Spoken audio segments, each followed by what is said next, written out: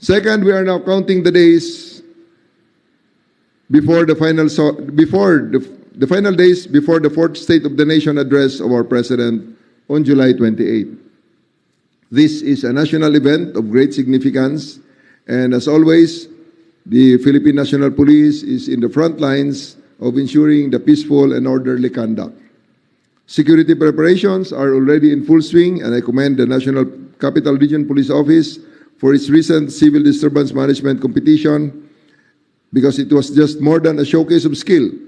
It was a simulation of possible scenarios we may encounter before, during, and after the SONA. Mga kababayan, huwag nyo nang hanapin ang mga pulis sa presinto sapagkat kami ay nasa inyo ng mga telepono.